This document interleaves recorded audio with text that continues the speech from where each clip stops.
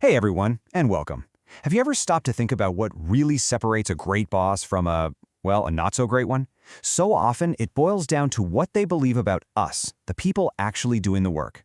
Today, we're going to dive deep into the management theories that literally shape our entire work lives, from how we're supervised to how much freedom we get. So let's unpack the ideas that define our 9 to 5. All right, so let's just jump right in with a question for you. Think about your boss, right now. Or maybe a boss you've had in the past. Are they a watchdog? Always hovering, checking in, kind of breathing down your neck? Or are they more of a guide? Someone who trusts you to figure things out and find your own way?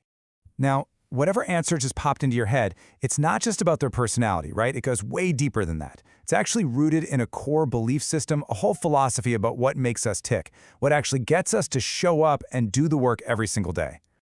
Okay, so to really get this, we got to rewind a bit.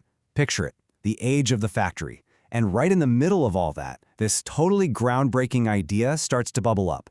The idea that, hey, maybe workers aren't just cogs in a giant machine. Maybe they're actual people, complex humans with feelings and social lives. And let me tell you, that one realization, it changed absolutely everything. So you can see this huge split in thinking right here. On the one hand, you had the old school approach, scientific management. This was all about pure efficiency. People were basically seen as interchangeable parts. The goal? Strict rules, constant supervision, get the most out of them. But then this new idea comes along, human relations, and it flips the whole thing on its head. It says, hold on a second. People are social creatures. They're driven by things like feeling connected, getting a little recognition, and having a sense of purpose. And this quote right here, it just nails that turning point. There was this famous set of experiments, the Hawthorne studies, right?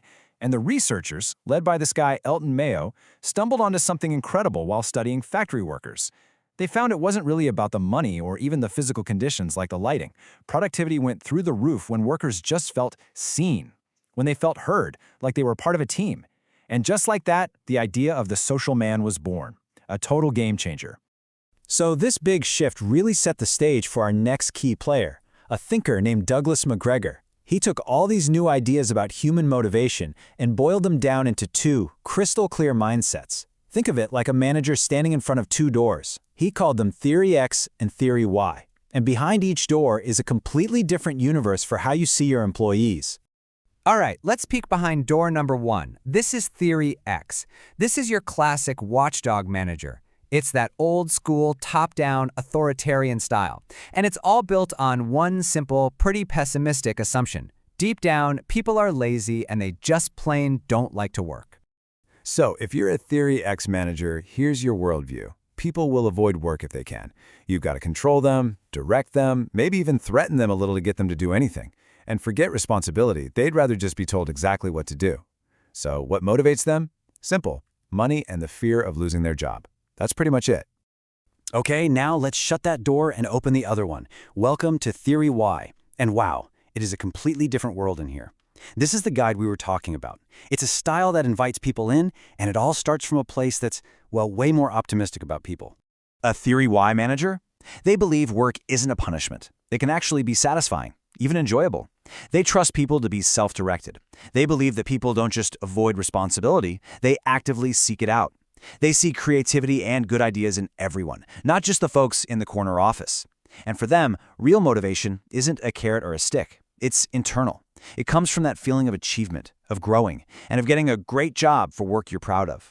But wait, the story's not over. We've got X and Y, but then the 1980s roll around. Japanese companies are just dominating the global market, and people are trying to figure out why. This led to a new idea, a kind of hybrid model that tried to take the best from different philosophies. Enter Theory Z. So this guy, William Uchi, he dives into what's making these Japanese companies so successful, and he notices it's not just about how they manage day-to-day tasks.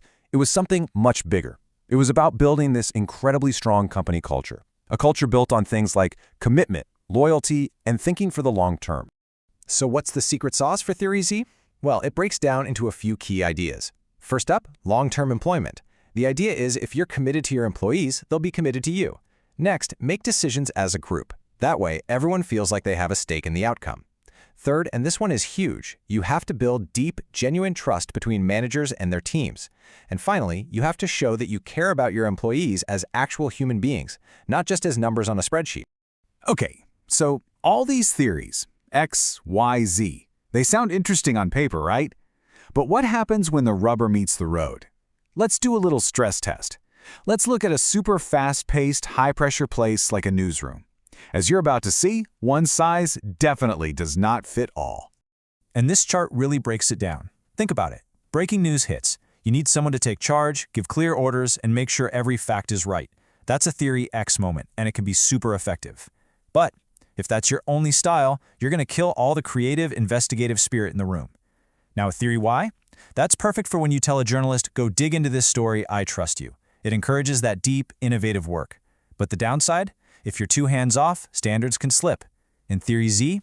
Amazing for building a tight-knit team for a long documentary project.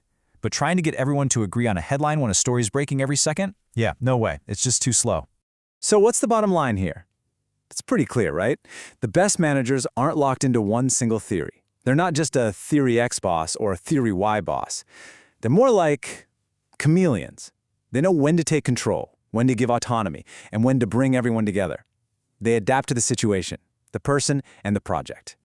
All right, so that brings us to the end. And I want to leave you with one final thought to chew on. Let's bring all of this back home, to your world. So here's the question I want you to ask yourself. Look around at your job, your team, the entire company. What's at the very heart of it? Is the whole system built on a foundation of control, kind of assuming people will mess up? Or is it built on a foundation of trust, believing that people want to do great work? Think about it. Because that answer, well, it tells you pretty much everything you need to know.